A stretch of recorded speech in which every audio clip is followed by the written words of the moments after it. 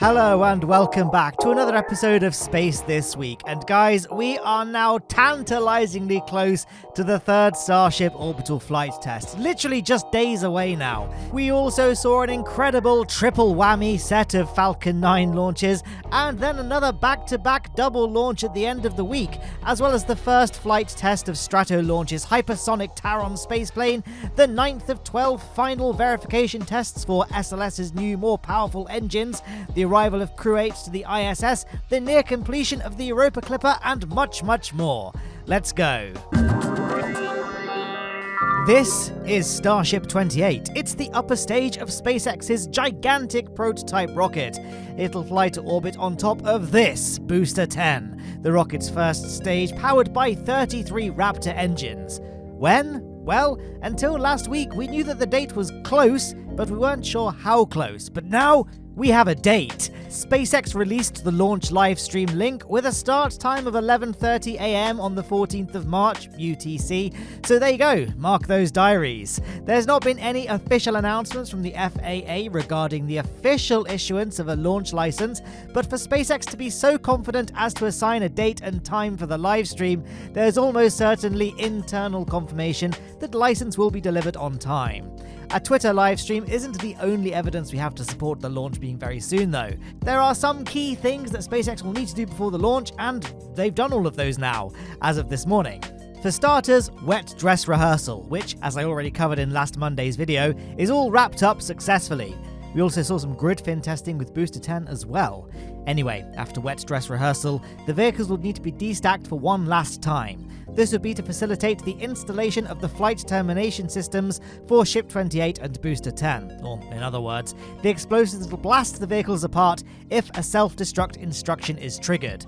For obvious reasons, you don't really want armed explosives on your launch vehicle throughout construction and testing, so these are always the very last things to be added before launch. And, well, it is done. Ship 28 was destacked from Booster 10, and crews were then sighted by NASASpaceFlight getting to work installing the flight termination systems, meaning that we really are on the very final stretch. Wanting to make full use of the vehicle destack, SpaceX also appeared to deploy workers to make some additional improvements to both the heat shield towers for Ship 28, and we also saw the removal of part of one of Booster 10's chines. Underneath these are a few systems, including the gas cylinders that provide the startup gas for the central Raptor engines, so perhaps some checkouts were needed with these systems. Either way, as of right now, the full stack is back. Ship 28 was restacked on top of Booster 10 yesterday for what we can expect to be the final time. The next time the two separate, it'll be a hot staging event. I am so excited for Flight 3. But Flight 3 will be a bit different from Flight 1 and 2. For starters, it'll hopefully be fully successful, but secondly, the ship won't be performing a splashdown off the coast of Hawaii, but instead will aim for the Indian Ocean. SpaceX will also attempt to open and close Ship 28's cargo bay door, something they couldn't do the last two flights because those ships had their doors welded shut, as well as a propellant transfer demonstration, which most people have assumed will be within the header tank system. What's also really cool about Flight 3 is that it looks like it might be aiming for full orbital velocity, rather than suborbital as was the case for Flights 1 and 2, since one of the tests SpaceX wants to conduct will be a relight of a Raptor engine in the vacuum of space, presumably to serve as the deorbit burn. SpaceX has provided us with a great little minimalist infographic of Flight 3's profile, which includes a fun little Easter egg. Is that Morse code next to the launch? I wonder what that translates to. With all the excitement around the full stack of Ship 28 and Booster 10, it's easy to overlook the other vehicle at the launch area, Ship 29, which is currently on the static fire stand next to the orbital launch pad. We saw some activities surrounding this vehicle last week, including some overnight inspections to its engine bay, and Wednesday saw some flap actuation tests for both the forward and the aft flaps. Later in the week, we saw loading of cryogenic propellants, which meant that engine testing was imminent. This was to be a spin prime test for the vehicle, but for some reason, this never actually happened. Instead, the vehicle was detanked with no evidence of Raptor activity, indicating that the test was aborted for unknown reasons. Testing was resumed earlier today, like literally a couple of hours before this video goes live. We saw frosting reappear on the side of Ship 28, and then, there we go. Definitely looks like multiple Raptors were involved here. From the looks of things, potentially all 6. Hopefully a static fire test will soon be on the cards, which means that if everything goes to plan, there should only be a very short amount of time between Orbital Flight Test 3 and Orbital Flight Test 4. Back at the launch pad, we also saw another test, this time a test of the water deluge system. SpaceX there confirming that this system works before subjecting it to the power of the 33 Raptor engines of Booster 10 during liftoff. The full stack of Ship 28 and Booster 10 is of course very exciting, but let's not forget the OG, Booster 4 and Ship 20. Originally going to serve as the first integrated orbital flight vehicle for Starship, but later retired given that the booster was only powered by 29 Raptor 1 engines and a litany of other outdated aspects to its and Ship 20's designs. Booster 4 had been sat in the rocket garden for quite some time, but that time may be coming to a close. Crews were spotted beginning the dismantling process, removing the booster's grid fins. Poor B4, never even got a static fire. Oh well, progress is progress. While we await the launch of Starship Flight 3, it's hard not to marvel at last week's performance of SpaceX's Falcon 9. I have a massive 4 launches to talk about. Can you imagine any other rocket company managing so many orbital launches in a single week? The first was shortly after the release of last Monday's Space This Week. This was SpaceX's Transporter 10 mission, their 10th dedicated small-sat rideshare mission to low Earth orbit, carrying a whopping 53 spacecraft. Among them was NASA's Alana 57 mission, comprised of a single CubeSat built by the Missouri University of Science and Technology, as well as an in-orbit docking and refueling experiment between the Gluon and Quark satellites, built by Atmos Space. After stage separation, the Falcon 9 first stage successfully performed a boost-back burn to landing zone 4 at Vandenberg Space Force Base, completing its 5th overall mission. And yes, because this was a return to landing site and a daytime mission, we got a beautiful third-person shot of the booster coming down to land. Excellent. Another cool feat with this mission was the fact that the rocket launched less than 24 hours after the previous Falcon 9 flight, the launch of Crew 8 from Cape Canaveral. Now, since this happened early enough that I could talk about it in last Monday's episode, I'm not going to cover it again here, but what I didn't get a chance to cover was the successful completion of its journey to the International Space Station. After completing a series of course correction burns, the Dragon successfully docked to the station's Harmony module, the 5th time for this spacecraft, Dragon Endeavour.